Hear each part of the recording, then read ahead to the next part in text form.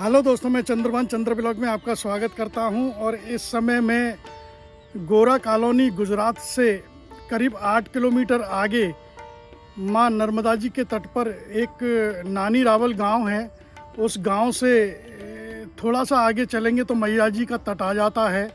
और उस तट के किनारे पर ही, उस तट पर एक बैद्यनाथ तीर्थ स्थल है। तो उस बैद्यनाथ तीर्थ स्थल के जो महंत जी हैं वो आज हमारे साथ मौजूद हैं। तो हम जानेंगे इस मैया की महिमा को और बैद्यनाथ तीर्थ के इतिहास के बारे में और इस आश्रम के बारे में और बैद्यनाथ तीर्थ जो मंदिर है, तीर्थ स्थल है, उसके बारे में जानेंगे। तो महंत जी से चलते हैं और सवाल जवाब करते हैं। नर्मदे हर गुरुदेव। नर्मदे हर। तो गुरुदेव, हम इस तट पर आए हैं, मैया जी के तट पर आए हैं और तीर्थ धाम बैद्यनाथ तीर्थ धाम आए हैं। तो हम इस बैद्यनाथ तीर्थ के बारे में और यहाँ की क्या कथा है उसके बारे में जानना चाहते हैं। बैद्यनाथ तीर्थ ही ये सूर्यपुत्र अश्विनी कुमारों की स्थापना किया हुआ। यहीं से उन्होंने जो वैद्य विद्या, जो मेडिकल का भारत में, ये पृथ्वी लोक में जब मानव के लिए जो डॉक्टराइड का उन्होंने आयुर्वेदिक को जब जन्म दिया उन्होंने, और जो चिकित्सा चालू करी, वो चिकित्सा पद्धति से यहाँ जुड़ा हुआ है। अश्विनी कुमार कौन थे? अश्विनी कुमार सूर्य के पुत्र थे। सूर्य की पत्नी सज्ञा कौन? विश्वकर्मा का पुत्री थी। विश्वकर्मा का पुत्री सज्ञा सूर्यदेव के साथ मैरिज हुआ था, लेकिन सूर्यदेव की सज्ञा से उत्पन्न हुए यम और वशिष्ठ, मनु और जमुना। लेकिन सज्ञा को सूर्यदेव की जो तप है, सूर्य की जो प्रकाश है, प्रकाश को वो सहन नहीं कर पा रही थी। इसीलिए सज्ञा ने क्या किया कि अपनी छाई, जो परछाई है, वो परछाई को उसने योग बल से जीवित किया। जीवित करके उसको कह दिया कि मेरे स्थान में मेरे पति के साथ तू रहना, मेरे पति को पता ना चले। ऐसे करके सज्ञा ने पृथ्वी लोक पे आ गई कुरुक्षेत्र में। कुरुक्षेत्र में आके ये अश्व का रूप धारण करी थी। वहाँ छाया ने सूर्यदेव के साथ में रहे तो छाया से उत्पन्न हो गए शनिदेव और तापी और यम। तो ये तीनों उत्पन्न हुए। तो छाया वहाँ जब यातना दे रहा था मनु को और यमुना, इन लोगों को, तभी उन्होंने कंप्लेन किया सूर्यदेव को कि हमें ये यातना दे रही, हमारा ओरिजिनल माँ नहीं है। फिर सूर्यदेव को भान पड़ा कि ओरिजिनल नहीं है। फिर उन्होंने ढूंढने के लिए विश्वकर्मा के घर गए।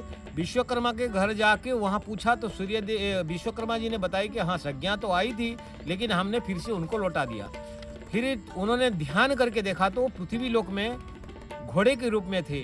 तो सूर्यदेव पृथ्वी लोक में आके अश्व का रूप धारण करके उनके साथ जब सम्मिलित हुआ, तभी वहीं से 2 पुत्र उत्पन्न हुए, दश और अनित्य। ये दोनों उत्पन्न हुए। कुमारों हैं, जुड़वा भाई हैं, इसीलिए उनको कहा गया कुमारों। इन्होंने घोड़े से उत्पन्न होने के कारण इनका जो नाम पड़ा अश्विनी कुमार। ये अश्विनी कुमार वैद्य विद्या, जितने भी हमारा ये जड़ी बूटियां हैं, वो जड़ी बूटियां का आविष्कार करके लोगों को आरोग्यता, शैल्य चिकित्सा से लेकर एंटीबायोटिक आरोग्यता की लेकर प्रत्येक जो आरोग्यता की हमारे आज की पीढ़ी में जो वेद में है, ऋग्वेद में प्राय इसकी वर्णना है। और वायु पुराण में 73वां अंक से 12वां श्लोक से 33वां श्लोक तक की यहाँ का विशेष वर्णना है। अश्विनी कुमारों ने खास करके इसी स्थल पर जो वर्णित में आता है कि ओमकारेश्वर के सामने चमन ऋषि की जो आश्रम है, चमन ऋषि को जमनता प्राप्त कराना था। तो यहाँ उन्होंने तप करके महादेव बैद्यनाथ का सिद्धि प्राप्त करके चमनप्राश का जो फॉर्मुलेशन है यहाँ प्राप्त हुआ था। और चमनप्राश को यहाँ बना के चमन ऋषि को देके जमनता को प्राप्त कराए थे। और आज आप देखेंगे तो इसका वही जो अवशेष, हम उसका प्रूफ कहा जाएगा कि आज यहीं वही 51 प्रकार का जो जड़ी बूटियां हैं वो सारे जड़ी बूटियाँ यहाँ उपलब्ध है आसपास में, ये प्रत्यक्ष उसका प्रमाण मिलता है। तो महाराज किस पुराण में इस तीर्थ का जिक्र है? पुराणों की हर एक पुराण की रेवाखंड में इसके विशेष वर्णना तो है ही, खास करके वायु पुराण की 73वां अध्याय की 12वां श्लोक से 33वां श्लोक तक की इसका विशेष वर्णना है। तो महाराज आप इस माँ की महिमा के बारे में आप कुछ जानकारी दीजिए। जब माँ की नाम आ रहा है तो मेरे अभी शरीर की जो रोमकूप है, जो मेरा शरीर और बदन में ऐसे पुलकित और ऐसे आंदोलित पैदा हो रहा है कि मैं तो सर्वदा जो मेरे शब्द से वर्णना नहीं कर सकता। जो बोलेगा मैया बोलेगा और जो कहेगा वही मैं आपको साथ शेयर करता हूँ। इसकी वर्णना तो वेद पाठ पुराण भी नहीं कर पाए। ये शिवी पुत्री जगदम्बा स्वरूप सब प्राणियों में जो अलौकिक शक्ति बन के जो जागृत होके जो फैल रहा है, ये आदि शक्ति का स्वरूप का मैं विशेष करके बोलूँगा कि यहाँ जो स्वरूप का जो चीज़ आपने मांगा उसी चीज़ को आप यहाँ प्राप्त कर सकते हो। और सब प्रत्येक वस्तु मनुष्य का जीवन कल्याण के लिए यहाँ आया है और वही जीवन कल्याण जीवन दायिनी जो भारत की जीवन रेखा बन के जो बह रहा है, करोड़ों कल्पों से कल्पों से ये यहाँ पृथ्वी लोक में अवतरित हुई और कल्पों से ही ये लोगों का जीव मात्र के कल्याण करते आई है। और इसकी गुण गाना वो जीव मात्र की इतनी दयालु है कि इसका हम तो शब्द से वर्णना नहीं करेंगे, लेकिन प्रत्यक्ष जो हमारा निजी अनुभव है वही आपके सामने वर्णना करेंगे। और महाराज जो नर्मदा जी की इस देश के अंदर जो परिक्रमा की जाती है, उस परिक्रमा के बारे में बतलाइए और उसका क्या महत्व है और क्यों की जाती है। जैसे सूर्य के प्रकाश पृथ्वी लोक में पड़ रहा है और सारे जीव जगत चेतन हो रहे हैं, वैसे ही माँ के शक्ति के बिना इस पृथ्वी लोक में परिक्रमा उठाना असंभव है। परिक्रमा माँ जिसको प्रत्येक लोग चाहते हैं कि मैंने परिक्रमा उठाया, कोई कहता है कि मैंने परिक्रमा उठाई, आपने नहीं उठाया। किसी का परिस्थिति ऐसे माँ ने प्रकृति उसका परिवेश ऐसे परिस्थिति ऐसे खड़ा कर देता है कि वो स्वयं परिक्रमा उठाने के लिए सज्जित हो जाता है। माँ जिसको उत्तराधिकारी मानता है, जो माँ जिसको उत्तराधिकारी माना और जिसको ईश्वर प्राप्ति की रास्ता में चलाने का माँ समझा, क्योंकि इस पृथ्वी लोक में करोड़ों लोग कीड़े मकोड़े की तरह उत्पन्न हो रहे हैं और मूर्ति भी पा रहे हैं, लेकिन आपको ही माँ क्यों चुना परिक्रमा में? ये आप जानते हो कि मनुष्य न सहस्रेषु, जो भागवत गीता में लिखा है कि करोड़ों जन्म की आप जो तप अपने अगले शरीर में किया है, वही तप आप जो भी अपने आध्यात्मिकता की ऊर्जा पुण्य आपने कमाया होगा, ये शरीर में फिर से वहीं से शुरू हो जाता है। यही ये भागवत गीता में भगवान श्री कृष्ण कहा हुआ है। वही प्रत्यक्ष प्रमाण मिलता है कि आपका कहीं ना कहीं माँ के साथ संपर्क है। आपका वो दिव्य चेतना आपके अंदर जो फोल्डर पड़ा है, आपके अंतःकरण में जो पुण्य का पुंज पड़ा, आप समझ लेना वो जागृत हो रहा है। वो जागृत हुआ इसीलिए आपने परिक्रमा उठाई। परिक्रमा आपने उठाया तो आप सोचते हो यही 21वां सदी की कली काल युग में आप परिक्रमा उठा रहे हैं, तो परिक्रमा का कैसे करना चाहिए? परिक्रमा आप करो। परिक्रमा माँ आपको सिद्धिता देने के लिए, माँ आपको दर्शन देने के लिए, माँ आपको आत्मा साक्षात्कार कराने के लिए, माँ उस ईश्वर तत्व से एकाकार कराने के लिए, माँ उस ब्रह्म स्वरूप को चेतना को ब्रह्म स्वरूप और ब्रह्म चेतना को जागृत कराने के लिए आप माँ सचेत आपको जागृत करा रहा है कि मितुब चाल परिक्रमा में। इस कलयुग में लोगों ने परिक्रमा को नहीं जान पा रहे हैं। परिक्रमा को नहीं जानने का कारण है, कुछ लोग सोचते हैं ये तो सारे जगह भंडारा हो रहा है, जाते हैं एंजॉयमेंट करके आते हैं। नहीं, परिक्रमा आपको शाम दाम दंड भेद सिखा रहा है। आप परिक्रमा आपको भक्ति योग, ज्ञान योग और योग मार्ग, आप 700 पेज की आप पतंजलि योग सूत्र पढ़ नहीं सकते, लेकिन आप परिक्रमा करते हो तो स्वतः आपके अंदर वही प्राण शक्ति विकसित होता है जो पतंजलि योग पीठ का 700 पेज का आप शास्त्र पढ़ते हो, आपको पता नहीं चलता है। जो नवदा भक्ति है, जो भक्ति का योग तुलसीदास जी ने गाए हैं, जिस भक्ति योग नरसिंह मेहता ने गाई हैं, जिस भक्ति योग का हर एक मुनि ऋषियों गा के विषय में गाले हैं, तो आप भागवत महापुराण में भक्ति का बहुत सारे वर्णना है। प्रत्येक वस्तु जो भक्ति में है वही आप अनजाने में आपके अंदर प्रकट हो जाता है सिर्फ परिक्रमा मात्र से। जो वेद की महा 3 वाक्य हैं कि हम ब्रह्मास्मि, मैं ही ब्रह्मा हूँ, मैं चिदाकाश स्वरूप हूँ, ये जो वेद की 3 वाक्य हैं, इस 3 वाक्य को भी जो हम कहते हैं आज की डेट में ब्रेन डेड, जो ब्रेन को ट्रेन किया वही महान बना, वही चीज़ आज की जगत में है। आप परिक्रमा को सिर्फ खाली आध्यात्मिकता से ना जुड़ें। परिक्रमा आपके एटीट्यूड को बढ़ाता है। परिक्रमा आपकी जो आपके अंदर जो खोई हुई शक्ति है उसको विकसित करता है, आपको ब्रेन को ट्रेन करता है, आपको आईक्यू और एसक्यू को बढ़ाता है, आपकी मिड ब्रेन को एक्टिव करता है, आपको न्यूरॉन्स को डेवलप करता है।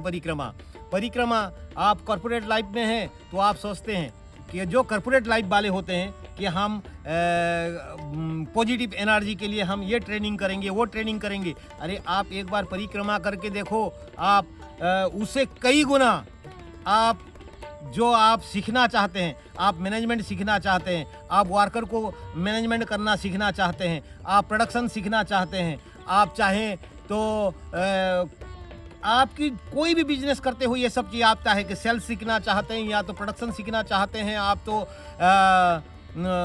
स्टाफ मैनेजमेंट करना सीखना चाहते हैं, ये सारे चीज़ यहाँ उपलब्ध है। माँ की नर्मदा परिक्रमा मात्र से आपका वही जो बिजनेस मैनेजमेंट सीखना चाहते हैं वो कहीं नहीं जाके सिर्फ खाली माँ की परिक्रमा एक बार करें। आप माँ की परिक्रमा करने मात्र से वो सब चीज़ आपके साथ उपलब्ध होगा पक्का। आप 21वां सदी में जो युवा पीढ़ी है कि कोई ना कोई नशा से, कोई ना कोई व्यसन से उन्हें वो ग्रसित हैं। आप अगर 6 महीना माँ की शरणागति लेकर ज्ञान भक्ति योग की समन्वय होके अगर परिक्रमा में 4 महीना 6 महीना जब आप अतिवाहित करते हैं, यहाँ जो परिक्रमा वासी के साथ संत समागम के साथ आप रहते हैं तो स्वतः ही आपके व्यसन छूट जाता है। आप किसी भी भयंकर से भयंकर व्यसन मुक्ति में आप पड़े क्यों ना हैं, आप चाहे शराबी हैं, चाहे आप स्मोकिंग करते हैं, आप चाहे और जघन्य से जघन्य आधुनिक प्रकार का बहुत सारे नशा हैं, जिस नशा को आप छोड़ने के लिए बहुत सारे विदेश भी भेजा जाता है नशा छोड़ने के लिए, लेकिन आपको विदेश भेजने की ज़रूरत नहीं। आप अगर यहीं आते हैं परिक्रमा में माँ के शरण में रहते हैं तो सुनिश्चित नशा छूट जाएगा। लेकिन सदैव आपको जागृत रहना होगा कि परिक्रमा में भी कई सारे व्यसन वाले रहते हैं बाबा लोग, तो उन व्यसन वाला से आपको दूर रहना होगा, नहीं तो आपका व्यसन छूट नहीं सकता। दूसरी, आपकी जो बच्चे हैं, हम सोचते हैं कि हमारा बच्चा है, हम बूढ़े लोग ही हम परिक्रमा करें, 60 के बाद ही परिक्रमा करें, 40 के बाद ही परिक्रमा करें। ऐसा क्यों? जब हमारा विधान ऐसे था कि जब आप 5वीं 6 वर्ष होता था तभी उसको गुरुकुल भी भेजा जाता था। गुरुकुल में वो योग करता था, शास्त्र का ज्ञान लेता था। 14 वर्ष आते थे तो राजा या हुआ सम्राट वो कहते थे भाई तू अभी जा, पृथ्वी भ्रमण करके आ, लोगों में भ्रमण करके आ, तब जाके तेरे को गदी में बिठाएंगे या तेरे को सम्राट बनाएंगे या राजा बनाएंगे। ये हमारा प्रथा है, इतिहास आप ढूंढ के देखोगे तो आप भूल रहे हो। आप अपनी बच्चे जब 14-15 साल होता है, पहले उसको आप परिक्रमा में भेजो 2 महीने 3 महीने की आपकी जो ये लौकिक जगत की विद्या का खराब होने का आप सोचते हो ना, इसका पढ़ाई खराब होगा। पढ़ाई खराब नहीं होगा, पढ़ाई बढ़ेगा, पढ़ाई में वो ज़्यादा नंबर लाएगा यहाँ से परिक्रमा करने के बाद। ये आपको मैं बोलता हूँ उसका, क्योंकि उसका न्यूरॉन्स डेवलप होगा। न्यूरॉन्स क्या है पता है? आपका जो मिडिल ब्रेन है 1000 करोड़ 10,000 करोड़ न्यूरॉन्स हैं और एक न्यूरॉन्स की कैपेसिटी 1 टीबी के बराबर है, यानी कि 1000 जीबी का स्टोरेज एक न्यूरॉन्स में हो सकता है। जब भक्ति होगा, ज्ञान होगा, प्राण शक्ति का समन्वय होगा। एक न्यूरॉन्स डेवलप होने से अगर 50% का बच्चा भी है तो 80% मार्क लाएगा अगर परिक्रमा जाने के बाद। ये आपको मैं प्रत्यक्ष दावा ठोक के बोल सकता हूँ। नहीं होगा तो मेरे पास आ जाना। माँ नर्मदा परिक्रमा कोई साधारण ऐसे मत समझो। आज की युवा पीढ़ी, आप जो एजुकेशन करते हो, अब MBA पढ़ने जाते हो और MBBS करने जाते हो, CA बनना चाहते हो, आप HR बनना चाहते हो, आप जो लोगों के रिलेटेड, जो लोगों का कम्युनिकेशन वाला जो आप पढ़ना चाहते हो, और वो पढ़ने के बाद आप प्रैक्टिस करने जाते हो 3 साल 4 साल, मैं आपको बोलूँगा सरल और सुगम। आप ठीक है, मेडिकल वाला तो ठीक है प्रैक्टिस करेगा ही, लेकिन MBA, HR और जो कॉर्पोरेट लाइफ में आपकी CA, ये आप एक बार नर्मदा परिक्रमा करके देखो। आप 20 लाख 40 लाख डोनेशन देके जाते हो, किसी कॉलेज में एडमिशन लेते हो, आप करते तो क्या है, वही प्रैक्टिकल है ना। आप 1 रुपये को पेन को 25 रुपये में बेचने का जो कला सिखा देता है आपकी कॉलेजों में पैसा दे के। आप, मेरा रिक्वेस्ट होगा कि आप एक बार सिर्फ खाली एक बार 3 महीने दे के खाली माँ नर्मदा का परिक्रमा के देखो। अगर आप उस MBA कॉलेज का अगर प्रोफेसर नहीं बन जाओगे तो मेरे को बोल देना। आप वही HR कॉलेज का आप अगर प्रोफेसर नहीं बन जाओगे तो मेरे को बोल देना। आप सिर्फ खाली रिक्वेस्ट, नया जो वो पीढ़ी है, वो एजुकेशन में जो तकलीफ हो रहा है, आप बोल रहे हो कि मानसिक तनाव है, हमको टेंशन है, हमको याद शक्ति कमजोर है, कोई बोलता है हमने पढ़ाई में नबला है, आप रिक्वेस्ट एक बार माँ नर्मदा को 3 महीने का परिक्रमा उठा के देखना और उसका नित्य ध्यान करके उसका स्मरण करते करते नर्मदा परिक्रमा करना, निसुनिश्चित आप अग्रसर होगे। तो महाराज जी, मेरा आखिरी सवाल है आपसे कि यह जो परिक्रमा है, इस परिक्रमा को अधिकतर लोग 80% महाराष्ट्र के करते हैं और 15% लोग करीब मैंने देखा है कि MP और गुजरात के करते हैं, 5% अदर प्रदेशों से आते हैं। तो इस तरह से हम चाहते हैं कि इस परिक्रमा का जो प्रभाव है, जो जानकारी है, वो पूरे देश में फैले, क्योंकि अधिकतर अभी यह परिक्रमा 3 प्रदेशों तक ही सीमित है, बाकी के प्रदेशों से लोग कम आते हैं। ऐसा क्या कारण है? हमारा भारत देश में जो वेद है, वेद की हमें ज्ञान नहीं हो पाया, क्योंकि हमें पढ़ाया नहीं गया, पुराणों की हमने ज्ञान नहीं दिया गया, जिसके कारण हमारा जो युवा पीढ़ी है, हमारा जो पीढ़ी दर पीढ़ी है, उन लोगों ने इस ज्ञान से वंचित रहेंगे कि किसी नदी का भी परिक्रमा किया जाता है, उस नदी का परिक्रमा से इतने फल मिलते हैं, इतने पॉजिटिव एनर्जी, इतने पॉजिटिव वाइब्रेशन मिलते हैं, ये सारे चीज लोगों तक नहीं पहुंच पाया। खाली महाराष्ट्र की जो संत समाज है, वो संत समाज और जो ब्राह्मण समाज हैं, उन्होंने जागृत किया लोगों को, इसीलिए महाराष्ट्र से ज़्यादातर की लोग आते हैं और वैसे ही मध्य प्रदेश से आते हैं। और ये धीरे धीरे आप सभी जो देश प्रेमी हैं, आप सनातन प्रेमी नहीं, देश प्रेमी और जन कल्याण भी नहीं बोलूँगा, इसी शब्द को बोलूँगा। ये जो आप सेवा कर रहे हो यूट्यूब के माध्यम से, ये आप सनातन धर्म के बड़े से बड़े कैप्टन हैं, जो लोगों तक पहुंचाने का आप जो माध्यम बन रहे हो, कि आप इस जो वीडियो को आप देख रहे हैं और इस वाक्य बना रहे हैं, क्योंकि जब तक आप की 21वां सदी में प्रूव नहीं होता है, तब तक कोई एक्सेप्ट नहीं करता है। जब तक वो अपनी अनुभव नहीं होगा, तब तक वो विश्वास नहीं करेगा। तो आज पंजाब की लोग जो भी जीवी मात्रा की, पंजाब है, दिल्ली है, हरियाणा है, जितना भी ऊपर तक की कोई भी, माँ नर्मदा तो चाहती है हर जीव का कल्याण करना। आप अपनी इच्छा शक्ति को प्रकट करके एक बार माँ नर्मदा का परिक्रमा करें। आप ज़्यादा पूरा नहीं करें तो 10 किलोमीटर चल के एक बार ट्राई करके देखो, 30 किलोमीटर चल के एकदम ट्राई करके देखो। आप उत्तर वाहिनी है, उत्तर वाहिनी का 16 किलोमीटर का वही परिक्रमा करके देखो। सुनिश्चित आप, अगर आपको अनुभूति नहीं है तो हमारा संपर्क करना, जरूर आपका अनुभूति हम करवाएंगे। जो हमारा वेदों में लिखा है कि सदैव जागृत, सदैव जागृत, सदैव जागृत, यहाँ वही अनुभूति है। ये दिव्य चेतना है, दिव्य शक्ति है, आपको अपनी ओर संभालेगी और आपके अंदर वही प्राण शक्ति और ऊर्जा भर देगी कि आपके लिए कोई कार्य असंभव नहीं रहेगा। माँ नर्मदा तट की पास में everything is the possible, nothing is impossible. माँ नर्मदा के तट में प्रत्येक कार्य संभव है, असंभव कुछ है ही नहीं। नर्मदे हर। नर्मदे हर। तो देखिए दोस्तों, इस परिक्रमा के बारे में जो वैद्यनाथ तीर्थ स्थान है, उनके महंत जी हैं, उन्होंने हमें यहाँ के बारे में बहुत अच्छी, और इस परिक्रमा के बारे में और वैद्यनाथ तीर्थ के बारे में बहुत अच्छी जानकारी दी। तो इसके लिए महाराज जी को बहुत बहुत नमन, बहुत बहुत आभार। तो अब आपसे विदा लेते हैं। नर्मदे हर। नर्मदे नर्मदे हर। नमामि देवी नर्मदे, नमामि देवी नर्मदे। जय हो।